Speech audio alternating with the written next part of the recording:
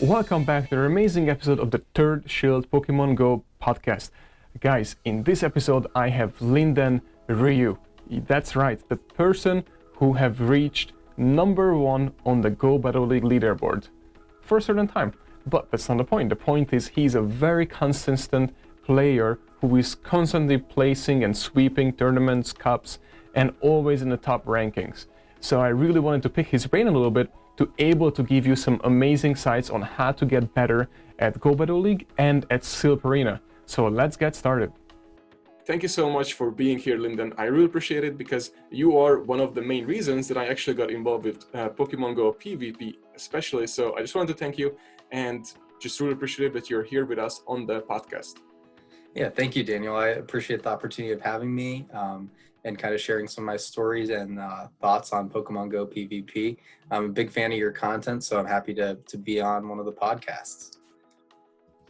Thank you, and I appreciate it a lot because you and Speediest Chief 2 have been sharing it a lot and commenting and being very active, so that means a lot to me because you guys are one of the best players I know. And you actually just reached also for a moment, the #1 spot, right, on the new Go Battle League? Yeah, I did. I had, Go Battle League's a crazy place, and so I had a couple of good days in a row. And then somehow, I was like, hey, I think I might be kind of high on the leaderboard today. And so but then I was in the middle of a tournament, so I didn't check when it first came out. And then my phone just started blowing up. And I'm like, what's going on? I'm, in the middle of a Silph tournament, so I'm trying to focus on that. And eventually I'm like, I have to check what's going on. Like, is the world falling apart? And then a whole bunch of messages are saying, hey, you're #1. I'm like, what the heck? No way. And I thought they said like in the top 10. I was like, oh, that'd be cool. So I double check and sure enough, I saw my name up there and just kind of like cracked up laughing and then did horribly the rest of the PvP tournament I was in because I was so distracted by it. But that's just kind of how it is. But that was pretty cool. But it was short-lived. The next day I think it was #2, and then it was on the front page for a while. But lately I've kind of been just having fun playing around with different things. So yeah. Yeah, well, it's a huge accomplishment no matter what because there are millions of players.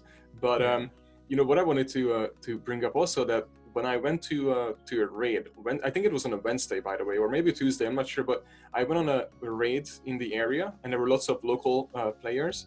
And then everybody brought it up. They were like, oh, did you know that a local player, Linden, is the one who is #1 on the Go Battle League? And they were just talking about it. It was so funny.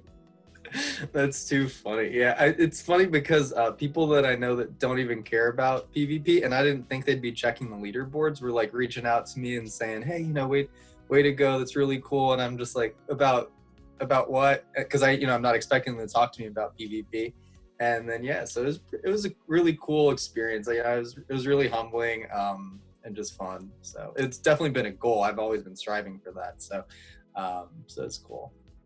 Yeah, that's awesome. When I saw you up there, I was like, yeah, well, I expected it.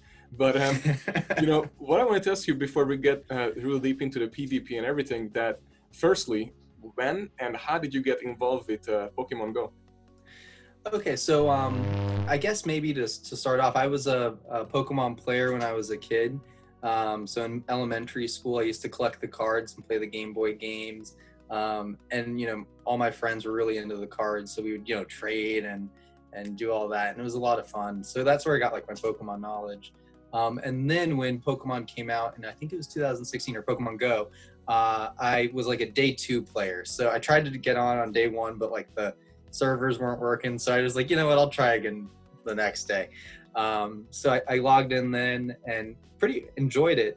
But it was a little interesting because I kind of was like a solo player for a while. I just kind of played by myself. I had a couple friends that played, but wouldn't really do too much. Then raiding came out, and then I joined a local Discord, which was great for the area that I live in. And so through that, I ended up making a good amount of friends specific to POGO. And then through just the chain of events, I became a moderator for the South Tampa and then the Tampa Bay area as well, to where kind of I help organize events, organize raid trains on a weekly basis. And then through there, when PvP came out, that really kind of got me hooked. I'm a competitive guy. And so instantly, as soon as there was a way to compete, it made Pokemon Go even better for me because in general, it was a nice casual activity to do, and doing raids was always fun too, and kind of just to get out of the house. But really Pokemon Go PvP is what then like really hooked me in, because again, I was just primarily a raider, not a grinder or anything like that. So it was a lot of fun when that happened. Yeah, so you are also one of those one of the number one players who actually started long time ago. So you have the knowledge, the basic knowledge, I should say, and then I love that because I did the games back in the day, in the card games. I spent all my money when I was a kid. I sold even my phone that I had and everything just to buy the cards. But and then when the game came out, I started, but I got bored of it because my number one, what you said exactly, is the PvP. It wasn't PvP in it. So when they reintroduced it, I was like, I'm hooked. Yeah, exactly. I mean, when it first came out, the game was just so different. I definitely think we're on like Pokemon Go 3, if you were to think about it, like on like normal iterations, because at first it was just walking around catching, and even the gym system. And again, I was a solo player, so I never really understood like how to really like work through the gyms and build them up. And I also didn't play as much back then, so I didn't have strong enough Pokemon to really like take over and build up, like, I don't know, I think it was like level 10 gyms or something. So really, it was just like a fun thing to do while out and sitting around, just out of curiosity, open up the phone and figure out what's there. But yeah, the games evolved when trading came out. That was really exciting to see them add such a big feature. Rating obviously was huge, just because all of a sudden you could get the legendary Pokemon that, I remember like thinking, man, I really wish I could get like Articuno or Moltres or Zapdos, or Mewtwo, obviously. So it's been great to see it grow. Yeah, they have taken it so far from the very original first game that I downloaded to today. It's day and night, and I'm appreciative for it. And then, but I mean, people like you who are really involved in this and then moving the PvP forward is why they are also pushing so much the PvP, because you mentioned you got hooked when the PvP came out, but just to clarify to our audience, you're talking about when the PvP, when you had to friend someone in PvP, right? Yeah, so how did that work? Exactly. So when it first came out, you could only battle with Ultra Friends remotely, or you could do it in person. And so that was pretty cool because, one, it gave you something to do to battle remote when you're just sitting at home and maybe there's nothing to catch. And then I also thought that in person was cool because when you go to a raid and in person, you're maybe sitting around waiting for the raid time to start. So, you could challenge someone there to battle. And that was just cool and fun to kind of just flex on your Pokemon before you go into the raid. So that was really neat. But then at the same time, Silph Arena really quickly came out and developed their platform that is the Silph Arena now, and hosted the first Boulder tournament. I think it was in January. So again, I was a moderator for the Tampa Bay area and kind of helped work with our entire mod team, who was really excited to get that going, and helped host the first Boulder tournament. And that was really kind of what hooked me, seeing everyone together, everyone there to compete. And so then it was just added a whole nother layer to the PvP where, the first day it came out, everyone was using who knows what, and there were no resources. So once the Silph Arena came, then it just again ratcheted it up and kind of helped grow PvP to what it is today. So do you think that the Silph Arena helped Pokemon Go to get the Go Battle League going, or do you think that it's completely like entirely different, or Yeah, no, I definitely, I think a ton of recognition needs to be given to the Silph Arena for what they did. I think that in general, Niantic they're a big company, and so they naturally have to move a little slower.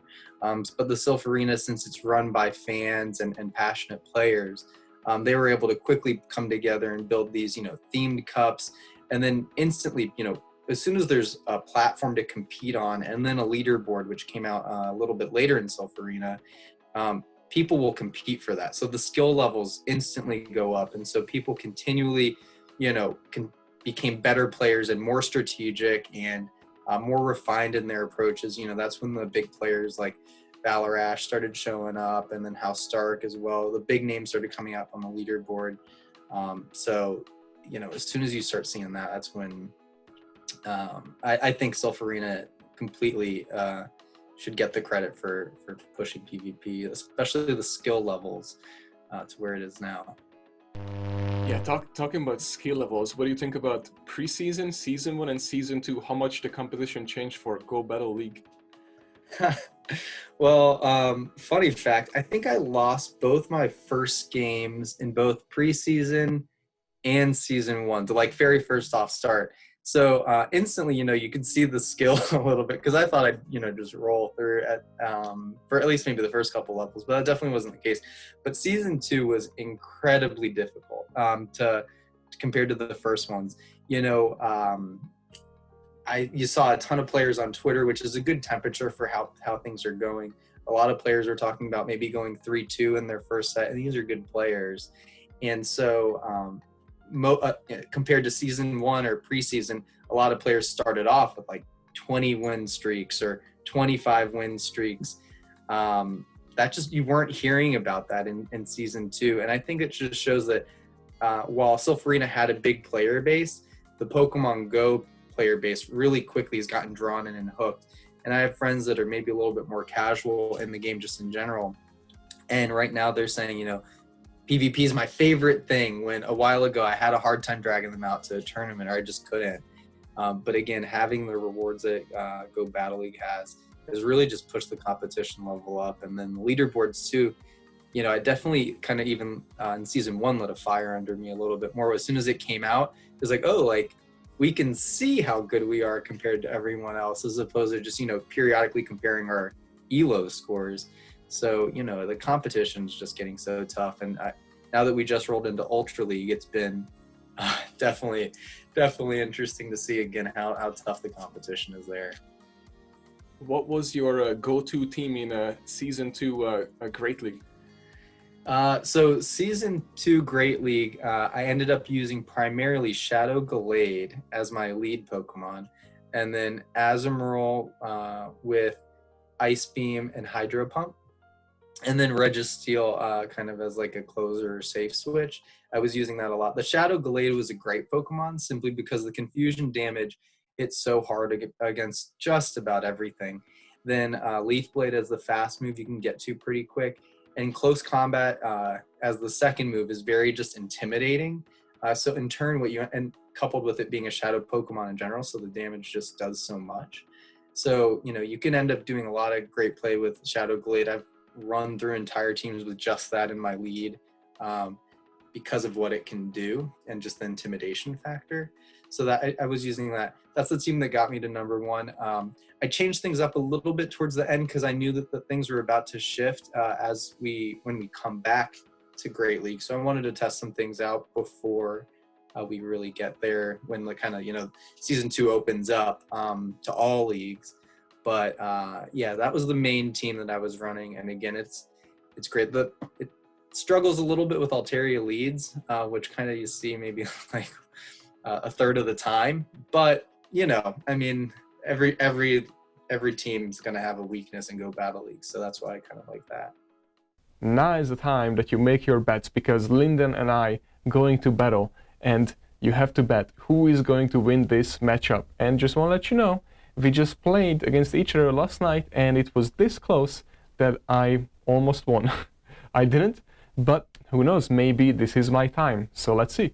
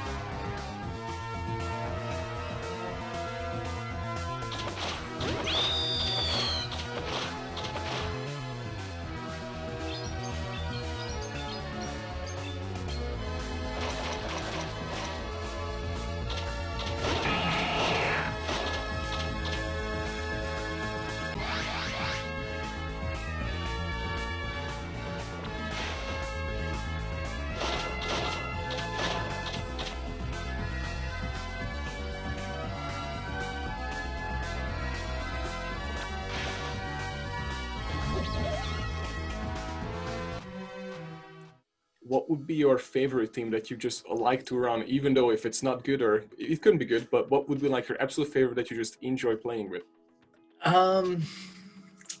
It's a good question. Again, I like the Shadow Glade is just addictive. I mean, you can one-shot, basically one-shot a Registeel with the close combat. You need like a Confusion or two to get it down the rest of the way, or if it has a little bit of damage to begin with. So that's really great. I love playing with Lucario as well. Lucario with Power Up Punch and Shadow Ball. I mean, it's just a really good time, and also super addictive to kind of just get the Power Up Punches ramping up and kind of on a roll and the energy lead. So that's a lot of fun. But, you know, that's a little bit of a tougher Pokemon to run in Go Battle League, just because it is pretty glassy, and then you have Altaria and Azumarill running around all over the place. So Lucario doesn't really enjoy those two too much, but yeah. And what do you have success with right now in Ultra League? Success, I don't know. So right now, what I've been doing, the meta definitely seems to have shifted to Cresselia, and so I've tried a couple of things out. I've tried out Shift Tree with Snarl. I've also been playing around right now with a combination of Giratina, Altered, Escavalier, and then Cresselia myself, which has been working, you know, pretty good. It's interesting now with Cresselia really stepping up into a premier role in Ultra League. The matches are taking a lot longer. So, you know, very frequently you'll see a timeout happen, which would get every now and then happen in season 1 or preseason. But you saw a lot more Swamperts around there, and that's a glassy Pokemon that kind of just shoots off Hydro Cannons like a machine gun. So the matches would go quicker. You're seeing less Swamperts, at least I am. Seeing more Cresselia, which just takes it feels like 15 charge moves to eventually knock out. Obviously exaggerating, but I mean it's a pain. So it's interesting. I haven't quite figured out something that works, and I've also been a little bit conservative with my Dust so far. I really should power up an Alolan Muck to give that a try. But Escavalier has been pretty interesting so far. Again, a little flimsy, but pretty nice. So. Yeah, that's interesting you said about the timer, because I just watched King's video, and he used Lapras as a lead and Cresselia in the back, and then the opponent did the same thing. So they had a mirror match for Lapras and Lapras, and that was the slowest thing I've ever seen in my life. And nobody wanted to switch out, and then they went into Cresselia, and I was like, oh my god, this is like the most annoying match ever. Oh yeah, especially if like Cresselia gets the Moon Blast debuff. I mean, that can just take forever. It's such a nutty Pokemon. I mean, so tanky. And then Lapras too. I've tried Lapras and Cresselia together myself, and that's when I was seeing a lot of timeouts, and I was just thinking, and I'm not strategizing for that enough. So I need to recognize that I either need to make that my strategy to have a timeout, or I need to kind of adjust what I'm doing, because again, it's not working in my favor. So. Yeah, that could be actually a good tactic to just use 3 tanks and then use the shields wisely and just go for the timeout. Yeah. So what I want to ask you also that speaking of tactics, so what would be like a number 1 recommendation that you could say to anybody out there? Let's start with Go Battle League, that maybe they could get better by doing one little thing, or you can also just share how do you prepare for a Go Battle League set, for example. Gotcha. So I think an important thing to remember with Go Battle League is to be dedicated enough for a little period of time to a team, because and what I mean by that is just consistency. So I wouldn't recommend changing up your team in the middle of a set unless it's absolutely awful. Like if you're not even having a chance, and if it's not because of the matchups, if it's simply just the Pokemon's not working for you. That's the only time I'd really recommend it.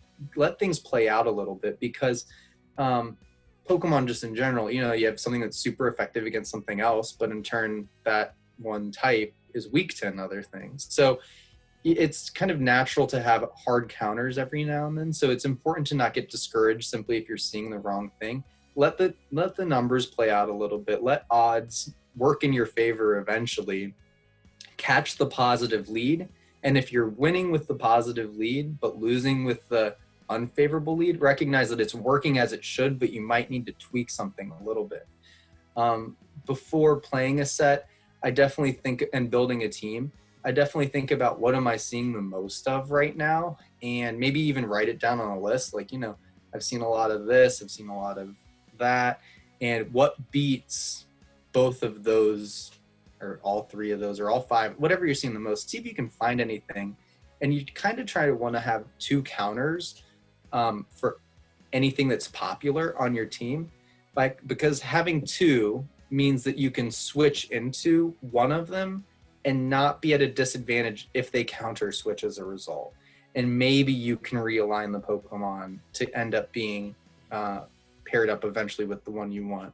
You don't want to stay, and so I think that's an important tactic. And another thing that I see that's very common for newer players who are kind of figuring out matchups is that they will be, especially in the lead, non-committal to either staying in the matchup or switching out. And what I mean by that is sometimes some people will try and play out the matchup, and if it's not working in their favor, maybe when they start getting down into the red and health, they'll switch out and switch into another thing that's a good counter to what they're fighting against right there. But the problem is, by doing that, then you've already almost lost one of your Pokemon. So because the lead is down into red. Now you brought in a hard counter, most likely, and they're going to counter switch. And so now you're going to have two Pokemon, probably because the counter switch is going to kill yours that you're switching in. But now you're going to have two Pokemon that are dead, essentially, and one in the back that's fresh. So that's a very common thing I see that happens. So you just want to be committal and deliberate with your approach. Don't be wishy-washy. If you're about to die and you stayed in the lead matchup, just let it die and then bring in the next thing so that you're not switch locked. So. Yeah, that's actually a really good tactic. And I was gonna ask you one additional question today, because so lots of times when you are in there, it's not so favorable, and neither for the opponent and neither for you, and you see that the opponent burning through two shields, so that sometimes yield that what you have right now might counter the back two Pokemon that they have. And I didn't learn that for a while. So once I was like, all right, let's just Charizard go. And then he has two grass in the back. So that was like a hard lesson. Yeah, no, you can definitely tell a little bit. There's some tells from opponents when it comes to their decisions by shielding. Sometimes it really speaks to kind of what they have in the back. And then also sometimes it can be a misguiding factor, because what ends up happening is maybe they're not really weak to what you have in the back. They just wanted to last out the matchup and have switch advantage. So it's a little difficult trying to read your opponent. And again, I think me and you were talking yesterday after we played in Silph Arena and freestyle. Sometimes you can make these really great reads and they're really smart and really intelligent, but in turn you're just flat out wrong because there's a game of odds in it too, and information's hidden while playing. So it's funny how that works out. Yeah, I was expecting 100% one Pokemon, and it was not even close. It was the opposite of that. Exactly. So what I wanted to ask you also that two things. Speaking of statistics and numbers, are you a numbers guy? Yeah, so by trade, I'm actually a CPA. So I work in an accounting firm, look at numbers and have to think analytically almost all day. So I definitely call myself a numbers guy. Okay, so I'm exactly the opposite. So now I wanted to find out your your thought process during the game. So how do you play the game? Like, do you memorize, for example, the different the charge moves, everything, or you actually just literally count everything? Like, do you play by mathematics, you think, or well, I guess I just let you speak. Yeah. So I think I play. I definitely consider numbers while playing, but I definitely also think that I'm a practice guy. Like, I love doing practice battles. So I have friends messaging me all the time. I probably got a message even while we were sitting here asking if I want to do a practice battle. I'm working, so I can't. But I like the practice because I don't think anything really compares to repetition. And I think my Great League wins is right now somewhere in the 6,000s, just because I play a good amount. Some people crush my numbers. It's nature of POGO. But I definitely do think that understanding the numbers is important, especially with maybe the Pokemon that you're you have as your favorite are the ones that you really go to, because then again you can count how many fast moves you need to get to a charge move or maybe even a second charge move, and so that is really important, I think.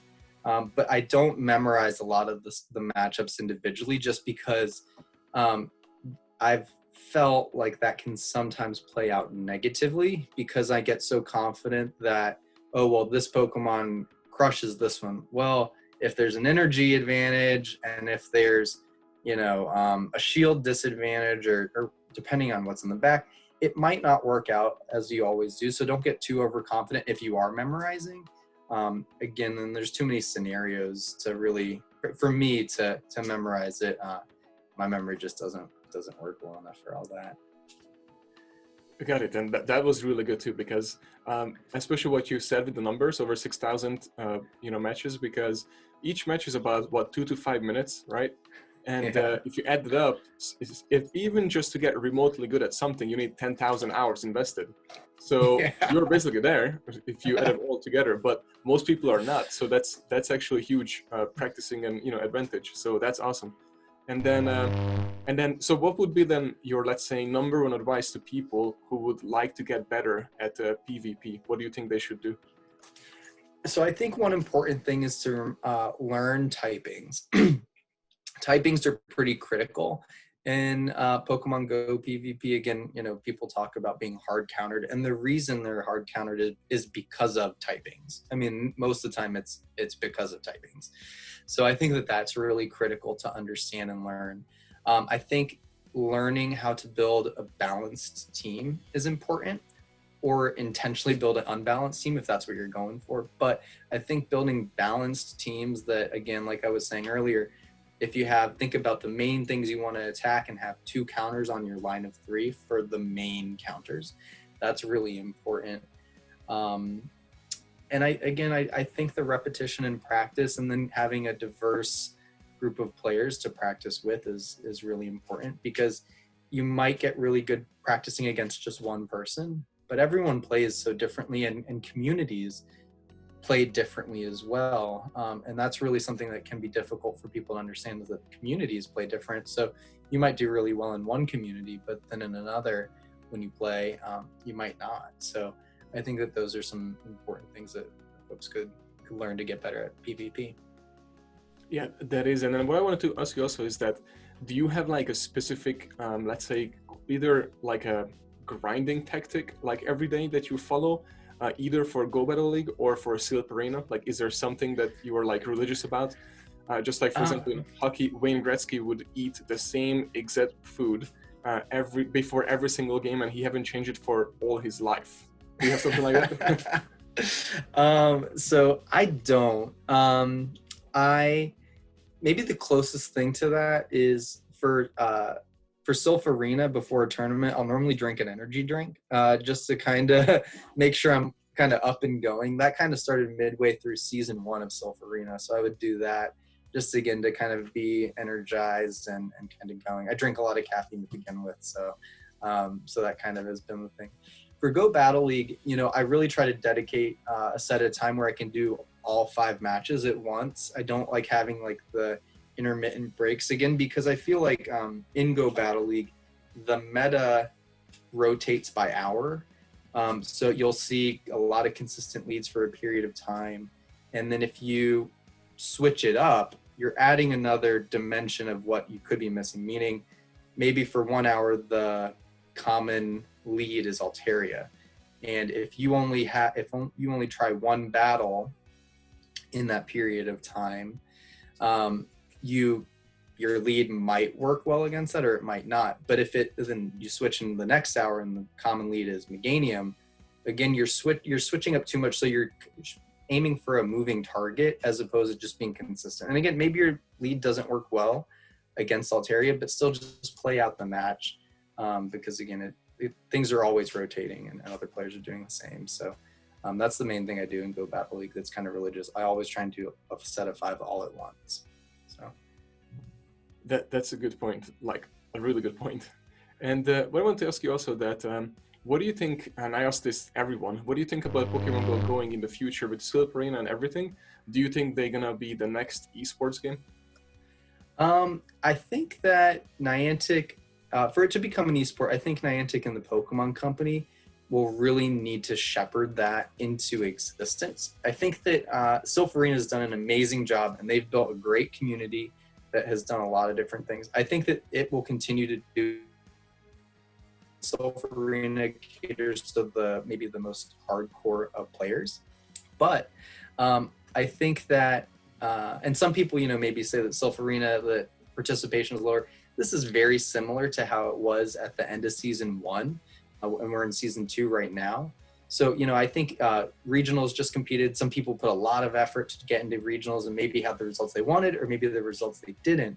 And so it's natural for some people to need to take off the gas, coupled with the world that we're in today with the pandemic and everything. So some people just aren't as focused on it. So they're taking a little bit of a lighter approach to it. Not a break, but maybe a lighter approach, or maybe even a break. So I think that Silph Arena is going to continue doing well. But for it to become an esport, Niantic and the Pokemon Company are really going to need to, one, fine-tune the game a little bit more to kind of have an additional layer of polish, I think, on a consistent basis.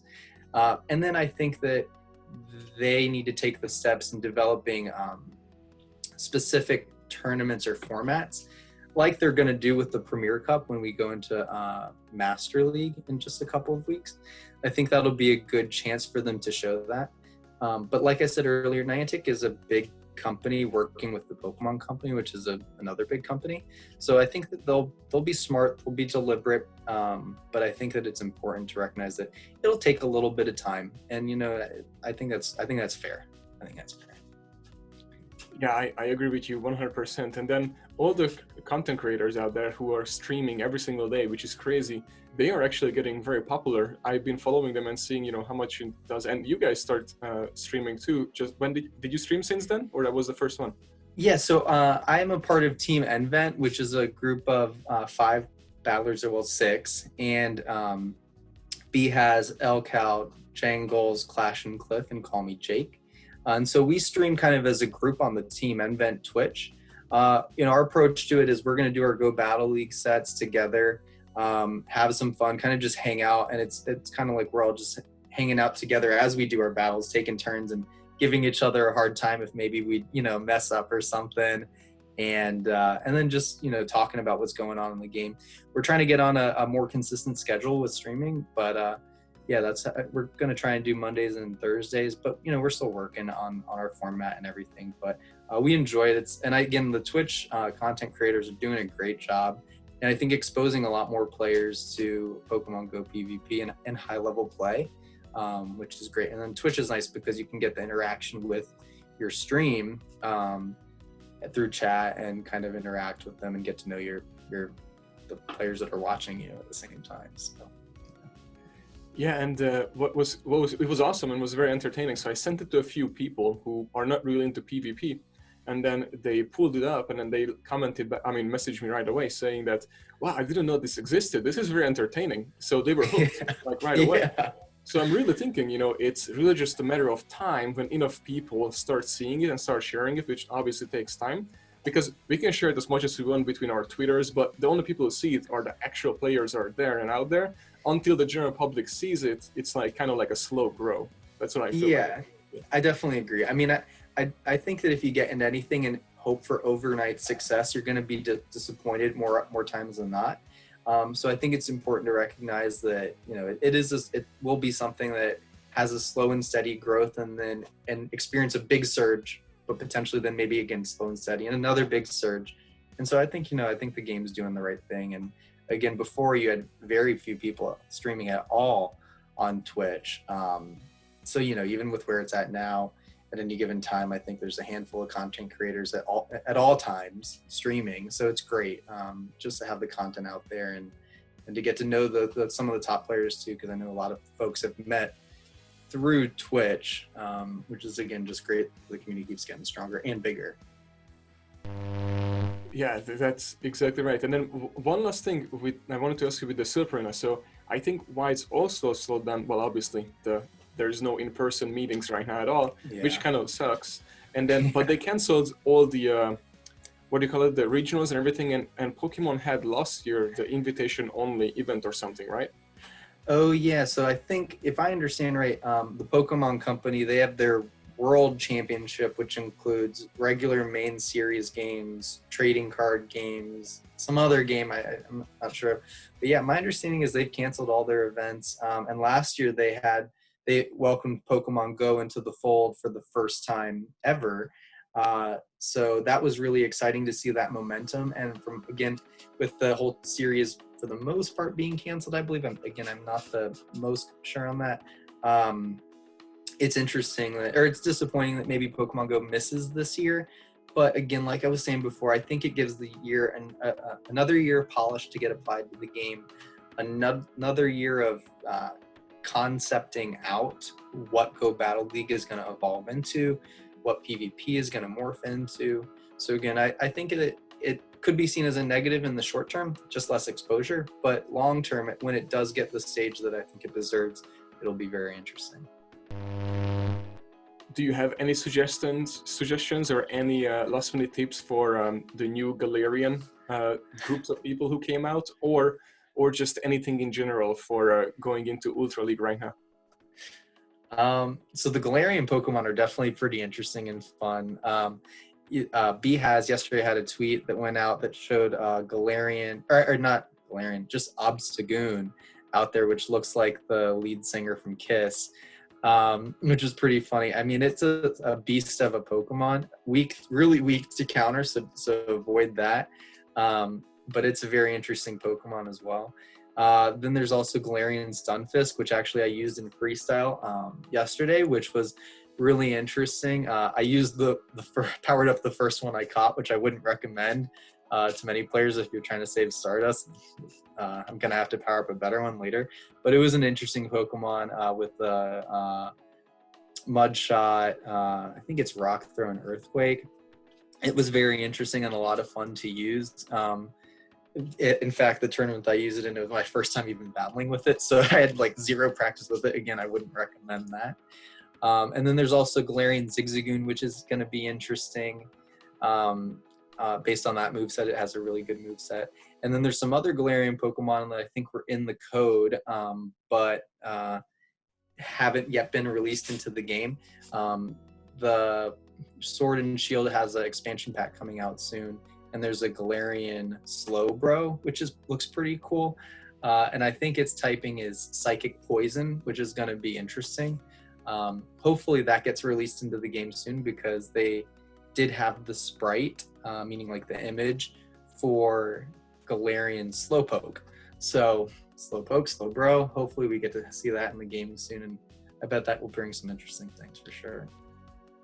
Yeah, and I actually, last season I used the Slowbro in Ultra League, and nobody really expected it, and it actually did pretty well against from Venusaur to almost everything that I was facing, just because of the Psychic typing.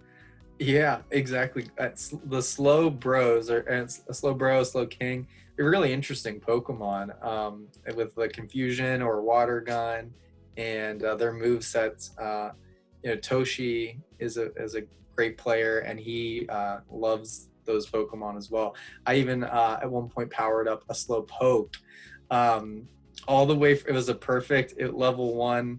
I powered it all the way up to level 40 because that's what it had to get to, and tried that out for a little bit because it also has Confusion and a little bit of an interesting moveset. So I tried that out for a little bit. Not the best. I wouldn't recommend that to players, but it was a good. The Slowpoke Pokemon are interesting.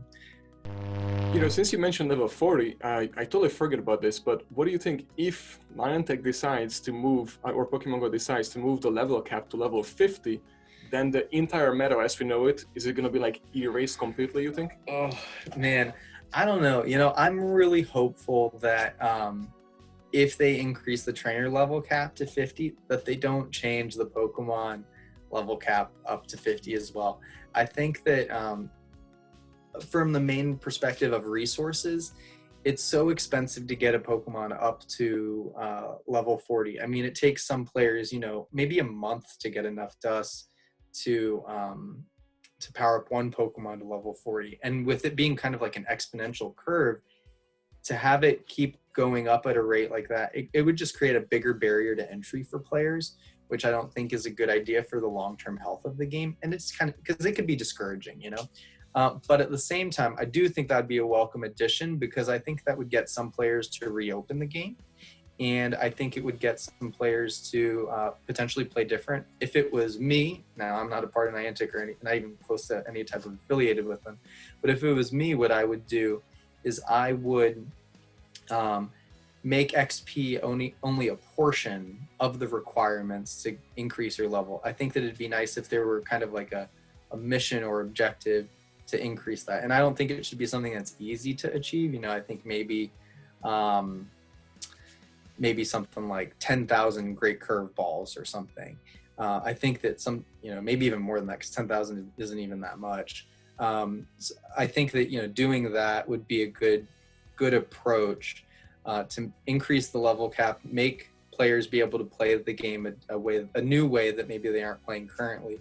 But I hope that they don't increase the level cap, because, man, that'd just be a lot of dust. I'd be out again in like no time. Okay, that's good to know that so many people feel the same way. So lastly, I have two more questions. One is that, do you have any secrets on Stardust hustle or saving? Since you're a numbers guy, I figured you have something up your sleeves. So I think that Stardust is really important. The entire game of Pokemon Go, or no matter which way you look at it, is a resource management game.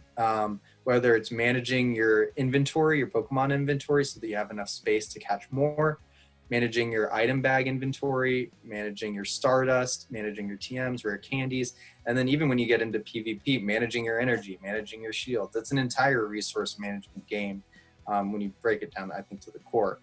Now with Stardust, I think it's the most important resource, because it's how you get stronger Pokemon. It's how you unlock second moves. So I think it again, really important. What I'd recommend to players that are maybe building up their PvP army is to look at the IVs of a Pokemon. PvP IVs are important, but don't place too much emphasis on it to where you're crippling your Stardust reserve. If you catch a level 1 Pokemon that has maybe like top 50 IVs, and then you also but it needs to get up to level 35 to really be usable in PvP. And you also have a level 30 Pokemon with maybe top 100 IVs. Consider the Stardust savings that it's going to take to go up there, and just maybe use even though the PvP IVs aren't great, or aren't as good, they're still solid. Maybe use that instead. Before testing out a Pokemon and buying the second move, I'd recommend just maybe playing a match with just a single charge move. I mean, don't go into a competition like that if you want to be super competitive, but just try it out with just a single charge move and recognize what you're missing. So don't blame the fact that it's not doing great because you don't have the second move. Just recognize, hey, you know, I could have used that then and it would have been nice. So, you know, now I think I'll buy the second move because it's working out. I think from catching, a friend of mine a long time ago said the ABCs of Pokemon Go is just always be catching. So, you know, as you're playing, try and catch, because that's how you get more Stardust. Don't throw out berries. Always try and put a Pokemon in a gym and feed berries to Pokemon in there. So if you're trying to manage your inventory, you know, just feed berries as opposed to just dumping them or throwing them out. And then I think if you can be active and go for walks, because you can get good Stardust through just walking and hatching eggs.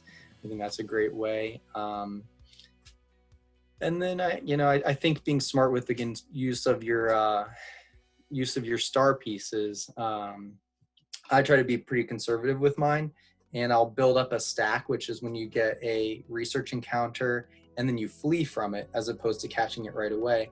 I will stack second evolution and maybe third evolution encounters, and I will only use a star piece when trying to catch my stack. And I especially will try and build up a nice stack. You can build up to 100 while and catch during like a special Stardust event. So maybe like on a spotlight hour when it's double catch Stardust, I won't even go after the Pokemon that is the featured Pokemon. I'll go after my stack and just work through my stack that I've been building up over the course of a couple weeks. So I think there's just some important ways that you can maybe help get your Stardust count up, because I think that, again, that's the most important resource in the game. and don't spend it willy-nilly. Don't spend it on a Pokemon just because you don't have one of those past level 30. Have a reason, be deliberate, and you don't need to power up one of every legendary. You don't need to do something like that. Yeah, that's the mistakes that I have made, and that's how I got my very first Alakazam, which is my favorite Pokemon, that was like a level 0, maxed out, for no reason. But but yeah, so that's anybody listening. Hope you heard everything that you said, because that's important. And then what I'm gonna say is, you have said resource management game. So I like what you said, and the CPA of you have spoken. Because that is a very good point, and I agree with you. Yeah, so exactly. What I wanted to ask you lastly is that, well, two things. Where can people find you, and where can they get in touch with you? And then also, what is next for you that you want to get out of the game or just want to accomplish in the game? Yeah. So if folks want to get a hold of me, they can reach me on Twitter. My Twitter handle is POGO Linden Ryu. So, you can reach me there. I'm also on Discord. The best way to get a hold of me, if you want to reach out to me on Discord, is to join the Tampa Bay PvP Discord server. I run that with the help of Wine About Law and TD Fiore, as well as a handful of other folks. I don't want to name names because I'll always leave someone out. But so that's the best way to get in touch with me. My goal and kind of looking forward to PvP is I definitely want to continue to be a strong competitor. I enjoy Silph Arena and Go Battle League, so I'm going to continue to put a lot of effort into doing that. But a passion of mine is to help build just the PvP community in general. I helped host I was a part of the team that hosted the Orlando Mega Cup when we could do Mega Cups back in January. So we did that. I'm looking forward to hopefully trying to do something like that again in the future when we can meet in person. And then also, just in general, grow the PvP scene as we go into the Silph Arena off season. And that's just where, passion of mine lies. Because again, you get to hang out with your friends, you get to meet new folks like you. That's how we met. We met through PvP at Armature Works in Tampa at one of our weekly events. And so that's kind of one of the goals too. And that's where I see, just enjoying the game. So.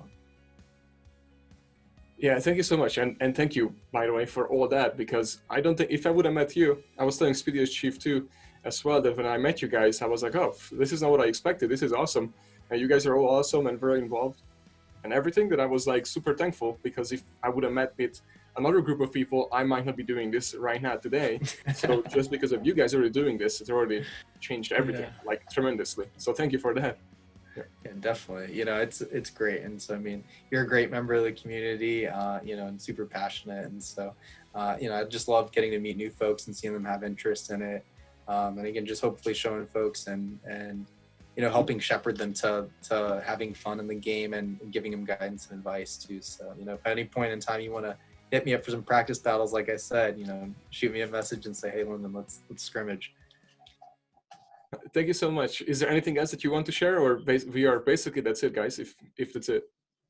Yeah, no, that's about it. Thanks again for having me, and it's been a pleasure. And again, I hope to see where Pokemon Go PvP continues to grow, as well as the Third Shield podcast. Thank you. Appreciate it. Thank you so much for watching, guys. We really appreciate it. The podcasts have been growing so much because amazing people like Linden, Speedy's Chief 2, FP Sticks, Ryan Swag, Caleb Hang, and so many more, who just constantly sharing our podcast to their fans, to their audience, and just in Twitter in general, and always being active on our chats and in the comment section. So guys, if you liked it, please give us a like. If you haven't subscribed, please subscribe, because we're gonna have amazing content coming your way every single Wednesday at 12:15 p.m. Thank you again. See you next week.